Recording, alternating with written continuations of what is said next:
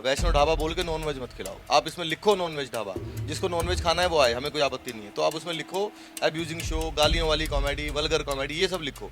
तो अमित शाह जी आपके TNN channel पर आते, टीएनएन वर्ल्ड पर, और वो उनको कुछ समझाने की कोशिश करते। देखिए, आजकल कॉमेडी के नाम पर ये जितनी गाली गलौज चल रही है, इसको कॉमेडी बोलना बंद कर दीजिए, वरना देश आपकी ऐसी रेमेडी करेगा कि कॉमेडी को बदनाम करना भूल जाओगे। हजारों अपने आप को कॉमेडियन बोलने वाले हर साल आते हैं और अगले साल गायब हो जाते हैं। उनको पता भी नहीं चलता कि वो लोग गए कहाँ, क्योंकि इनके पास ना कंटेंट है, ना सब्जेक्ट है, इनके पास एजेंडा है। एजेंडा पूरा है इनके पास। डार्क कॉमेडी का कल्चर है, जो युवा पीढ़ी है वो डार्क कॉमेडी पसंद करती है। ये डार्क कॉमेडी होती क्या है वैसे हमने तो कभी नहीं सुना।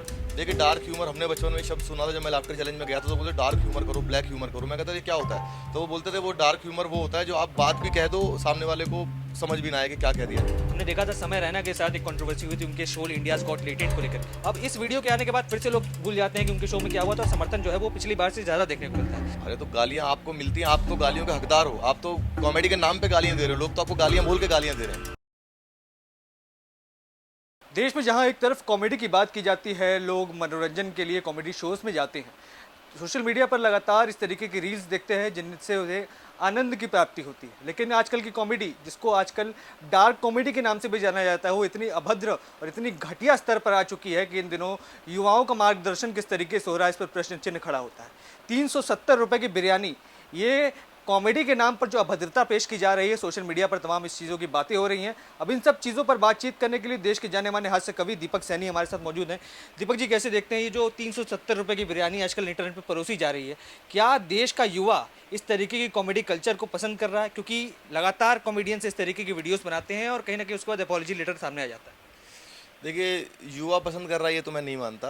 ये एक खास कैटेगरी है कुछ लोगों की जो वो शोज़ देखने जाते हैं। वो जब बुजुर्ग हो जाएंगे तब भी यही देखेंगे वो। तो इसमें युवाओं का कोई योगदान नहीं है, या युवाओं के सर पे मैं इसको नहीं मंडता हूँ। ये एक खास कैटेगरी है जो जिनको मैं पढ़ा लिखा जाहिल मानता हूँ, वही लोग टिकट खरीद के गालियाँ सुनने जाते हैं। क्योंकि ऐसे शोज़ में आजकल जब से सोशल मीडिया का ट्रेंड आया है तो कुछ लोग, अच्छा इनकी ऑडियंस भी बहुत थोड़ी थोड़ी होती है। कैफ़े में, बार में, रेस्टोरेंट में ये लोग कॉमेडी करते हैं। जो मेन स्ट्रीम कॉमेडी वो तो बहुत बड़े बड़े उत्सव महोत्सवों में लाख लाख लोगों में परफॉर्म होती है, जहाँ 50-50 हज़ार लोग होते हैं। तो इनकी ऑडियंस बहुत थोड़ी है, बल्कि ऑडियंस भी बुलाई हुई होती है कई बार तो। क्योंकि सोशल मीडिया पे वीडियोस बनाने के लिए ही ये लोग ऐसे शोज़ करते हैं जहाँ ऑडियंस भी बुलाई हुई होती है। तो वहाँ आते भी वैसे ही लोग हैं जो उस कॉमेडियन, जिसको आप कॉमेडियन बोल रहे हैं, मैं तो कॉमेडियन भी नहीं मानता उसको, जो कलाकार या जो भी एंकर जो वहाँ स्टेज पे बोल रहा है उसी के जैसी ऑडियंस आती है। तो वहाँ आप ये उम्मीद भी मत करो कि कोई इंटेलेक्चुअल आदमी जाएगा, कोई बुद्धिजीवी जाएगा, कोई बहुत पढ़ा लिखा आदमी जाएगा, या कोई ऐसा आदमी जाएगा जो वहाँ उनका विरोध करेगा। वहाँ ऐसे ही लोग जाते हैं जिनको मज़ा आता है। नहीं, पर क्या लगता है इस तरीके की टिप्पणी करना किसी महिला के खिलाफ, चलिए हम भेद नहीं करते कि महिला है या पुरुष है, किसी के खिलाफ इस तरीके की टिप्पणी करना कहीं ना कहीं दुर्भाग्यपूर्ण है। पर जो लोग वहाँ ठहाके लगा रहे हैं, उसके बाद उस पर क्रॉस क्वेश्चनिंग की जाती है, उस पर जवाब मिलते हैं और जवाब और भी भद्दे होते हैं, उसके बावजूद क्यों इस तरीके की वीडियोज़ पर मिलियन व्यूज़ जाते हैं और लोग इस चीज़ को पसंद भी करते हैं? देखिए, व्यूज़ तो किसी भी चीज़ पे आ जाते हैं। व्यूज़ से मैं कभी, व्यूज़ अलग चीज़ हैं, और धरातल पे अगर आप देखोगे तो लोगों के जो जेन्युइन व्यूज़ हैं, असल जो व्यूज़ हैं, वो ज़मीनी हकीकत कुछ और है। सोशल मीडिया पे आप भी जानते हैं कि कैसे पैसों में व्यूज़ खरीद भी लिए जाते हैं। और व्यूज़ आने का ये मतलब भी नहीं है कि सब लोग उनको पसंद कर रहे हैं। व्यूज़ तो कोई डकैत अपनी वीडियो डालेगा तो उस पर भी आएंगे, तो इसका ये मतलब नहीं है कि डकैत बहुत बड़ा नेता हो गया। व्यूज़ तो रोटी सीधी कैसी बनाएं उस पर भी 1 करोड़ व्यूज़ आ जाएंगे, रोटी तिकोनी कैसे बनाएं उस पर 2 करोड़ व्यूज़ आ जाएंगे। तो व्यूज़ से देश नहीं चलता है। आपने देखा होगा एक पार्टी के जिनके 25 मिलियन व्यूज़ थे, उसमें 2500 लोग भी नहीं आए उनकी रैली में। तो व्यूज़ से कुछ नहीं होता है। ये एक खास तरह की कैटेगरी है लोगों की। खासकर अब मुझे दुख तो इस बात का है कि लोग उसको स्टैंड अप कॉमेडी बोलते हैं।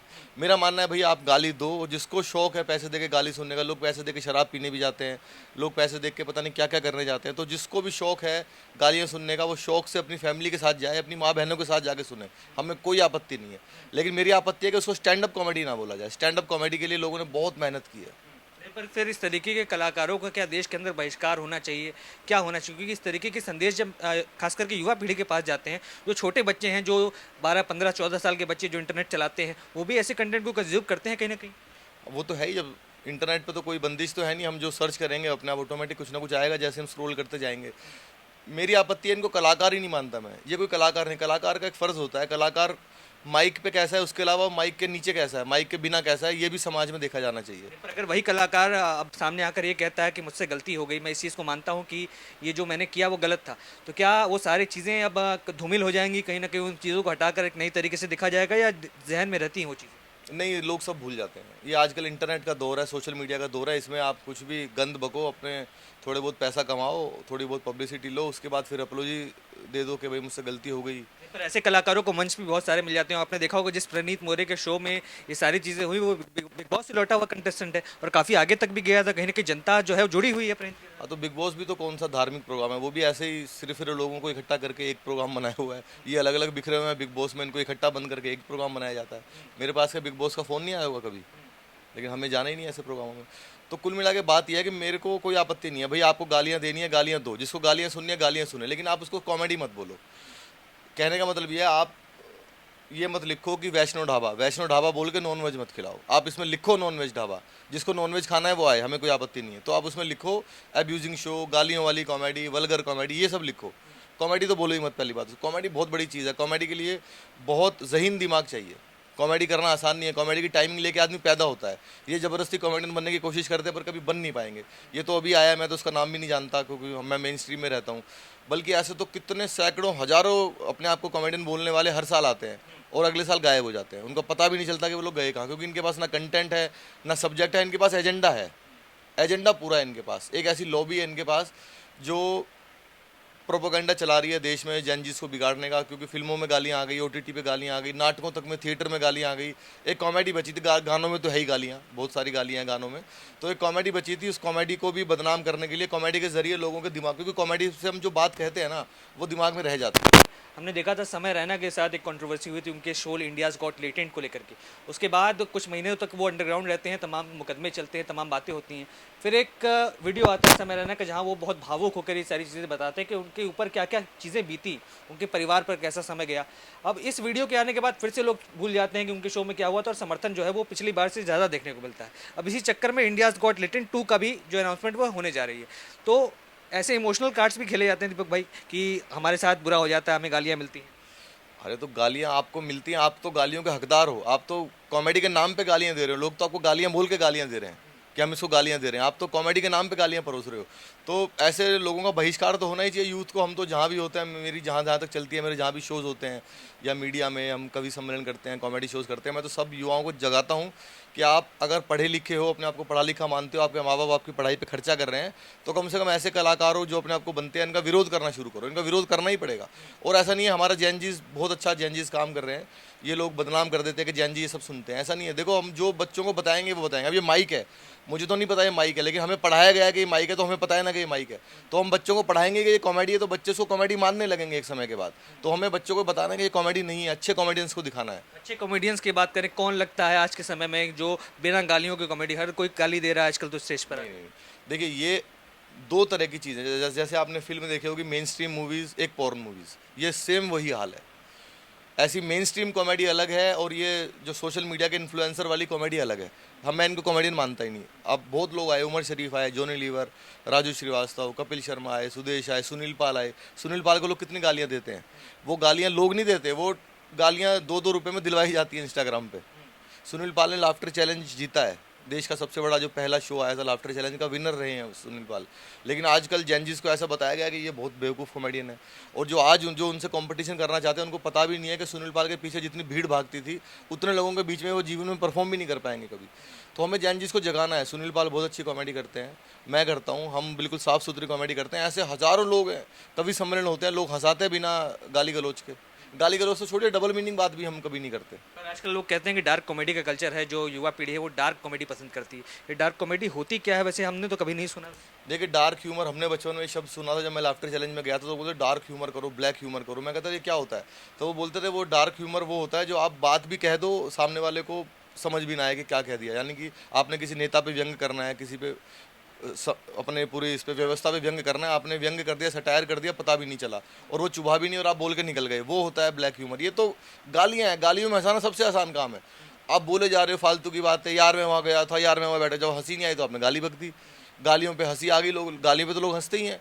तो यानी कि जो लोग चौराहे पे, चौक चौराहे पे आपस में 4 लोगों का गुट बना के जो जैसे गालियाँ स्कूल में बच्चे, कॉलेज में बच्चे करते हैं, आपस में हंसी ठिठोली करते हैं, वो ये स्टेज पे कर रहे हैं। जो कार्रवाई होती है ऐसे कंप्लेंट्स के बाद, ऐसी वीडियोस वायरल होती है, फिर कार्रवाई होती है, कार्रवाई सही है? क्योंकि कई लोग कहते हैं बच्चे हैं, चलो गलती भी कर दी तो इतनी बड़ी कार्रवाई की ज़रूरत क्या है? देखिए कार्रवाई तो इनको कॉमेडी बोलने पे होनी चाहिए, कंटेंट पे तो आपको गालियां तो पूरा देश देता है, गालियां फिल्मों में भी हैं, तो किस किस पे कार्रवाई होगी? गालियों पे तो मेरे ख्याल से कार्रवाई नहीं होनी चाहिए, वो जो कॉमेडी बोल रहे हैं उस पर कार्रवाई होनी चाहिए। जैसे मैंने बोला कि वैष्णो ढाबा बोल के आप नॉनवेज खिला रहे हो, आप कहते हैं कि मतलब इनके शो को ये बता देना चाहिए कि ये गाली गलौज का शो है, कॉमेडी ना बोले। हाँ जैसे मैंने बताया ना वैष्णो ढाबा बोल के, जैसे योगी जी ने किया था कि आप पंडित जी ढाबा बोल के सलीम ढाबा बोल के बैठा, ये नहीं चलेगा, खोल के बैठा है सलीम, यानी वैष्णो ढाबा बोल के आप नॉनवेज खिला रहे हो तो उस वैष्णो ढाबे के खिलाफ कार्रवाई होगी कि भाई तू यहाँ पे लिख वैष्णो ढाबा। तो ये जो स्टैंड अप कॉमेडी बोला जाता है उस पर कार्रवाई होनी चाहिए। सोना बता के पीतल बेच रहे हो, आप पीतल भी नहीं बेच रहे, आप मिट्टी बेच रहे हो। देखिए दीपक भाई भी बहुत अच्छी कॉमेडी करते हैं, हास्य कवि हैं, अलग अलग किरदारों में आपने इन्हें सुना होगा, न्यूज़ चैनल्स पर भी काफ़ी छाए रहते हैं। अगर आप जो कैरेक्टर्स प्ले करते हैं उनमें से कोई एक कैरेक्टर आ जाए और वो समझाना चाहे युवाओं को और ऐसे क्रिएटर्स को कि क्या नहीं करना चाहिए और किसको फॉलो करना चाहिए, तो किसका नाम लेंगे और किस तरीके से समझाएंगे? देखिए मैं तो पॉलिटिशियंस की मिमिक्री भी करता हूँ बहुत सारे, तो बहुत सारी मिमिक्री ऐसी है इससे मैं जो बहुत पसंद कर रहे हैं लोग, जैसे मेरी अमित शाह जी की मिमिक्री लोग बहुत पसंद कर रहे हैं। तो अमित शाह जी तो समझाएंगे, मुझे लगता नहीं कि इनको समझाएंगे, वो तो डांटेंगे इनको।